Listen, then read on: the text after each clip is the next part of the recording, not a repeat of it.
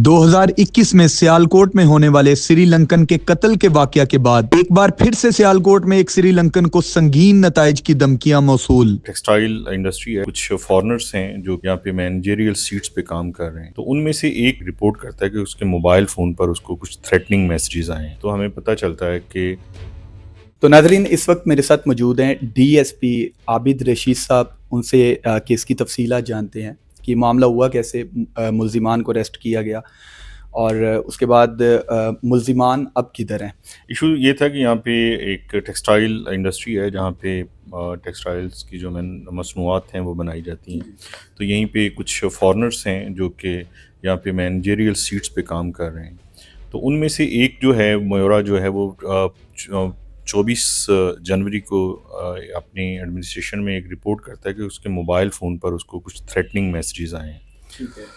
और उन threatening messages को जब पुलिस को रिपोर्ट किया जाता है तो जो कंसर्न एसएचओ हैं नुमान और उनके साथ जो उनकी टीम है और हमारे जो सिक्योरिटी इंचार्ज हैं डिस्ट्रिक्ट के, मुतलका थाना मोतरा है, ये मोतरा पुलिस स्टेशन है, वो इसको फौरी तौर पे रिस्पॉन्ड करते हैं। और यहाँ पर हम एक FIR 159/25 और 25D में उसको दर्ज करते हैं। टेलीग्राफ एक्ट के तहत उसको हम दर्ज करते हैं और उसकी प्रोसीडिंग और उसकी इन्वेस्टिगेशन का आगाज़ कर दिया जाता है।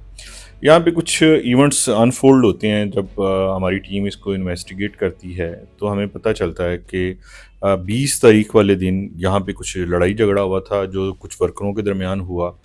इंतज़ामिया ने उन वर्करों को में से जो गिल्टी थे उनमें से 4 लोगों को वहाँ से टर्मिनेट कर दिया।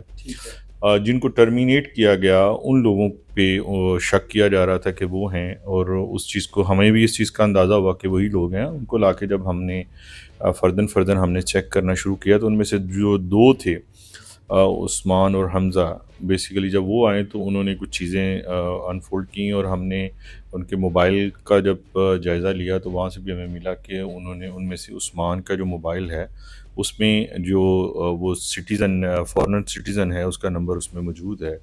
और उससे जब उसके बारे में पूछा गया तो उसने उस थ्रेटनिंग मैसेजेस के हवाले से एक्सेप्ट किया कि उसने, चूँकि उसको जॉब से निकाल दिया गया था और 20 दिन की उनकी उनके पास पे थी, तो वो ये चाहते थे कि उनको बुलाया जाए और उनको पे दे दी जाए। तो इस वजह से उन्होंने ये मैसेजेस उनको किए। इसको मज़ीद हमने जब इन्वेस्टिगेट किया, चूँकि इसमें काफ़ी चीज़ें ऐसी थी कि जिनको फोरेंसिकली भी हमने एवेलुएट करवाना है और बाकी चीज़ें भी हमने इसमें चीज़ें लेके चलनी है। तो हमें पता चला कि ये 20 को जब लड़ाई झगड़ा होता है, 21 को इनकी टर्मिनेशन होती है।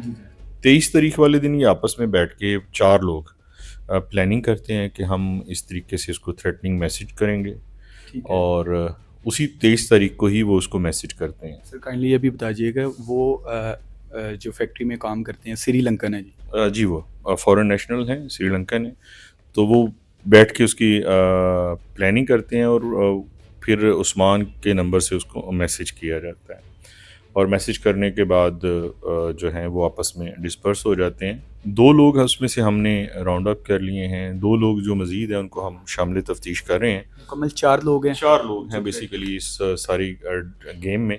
सर कब से थ्रेट किया जा रहा है? बेसिकली इसमें जो इस सारी गेम के हवाले से जो एक्टिव पार्ट प्ले कर रहा था वो हमज़ा और उस्मान ही प्ले कर रहे थे, और उनका ज़्यादा कंसर्न ये था कि खौफज़दा करके जो पैसे हैं हमारे वो भी निकलवा लिए जाएँ।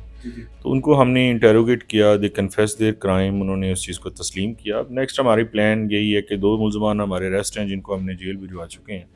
बाकी मुल्ज़मान के लिए भी हम कोशिश कर रहे हैं और उसके साथ साथ हम इनके जो मोबाइल फ़ोन हैं उनके फोरेंसिक एनालिसिस के लिए पंजाब फोरेंसिक साइंस एजेंसी की जो खिदमात हैं वो भी ले रहे हैं, ताकि इनके जो डिलीटेड मैसेजेस हैं और जो डिफरेंट अदर कन्वर्सेशन जो डिलीट कर दी गई हैं उनको भी हम रिस्टोर करवाएं और इनके मोबाइल का जायज़ा लें कि ये किसी के कहने पे ऐसा कर रहे थे या इनके वो साथ और भी कुछ लोग इन्वॉल्व थे, या कि ये इन्होंने मौके पर ही एक ऐसा फ़ैसला किया कि जो इस क्राइम का बाइस बना है। कार्रवाई इनके ख़िलाफ़ क्या होगी जो मुल्जिमान है? बेसिकली अभी इनके अगेंस्ट FIR रजिस्टर्ड है ठीक है। और 25D टेलीकम्युनिकेशन एक्ट के तहत है, और इसके बाद हम टेलीग्राफ एक्ट के तहत है, और इसके बाद हम मज़ीद इनके मोबाइल फ़ोन का फोरेंसिक एनालिसिस करवाएंगे। मज़ीद अगर हमें कुछ उसमें से मिला तो मज़ीद दफ़ात भी ऐड करेंगे और इनके ख़िलाफ़ भरपूर कार्रवाई की जाएगी और अच्छे तरीके से केस को प्रोसिक्यूट किया जाएगा।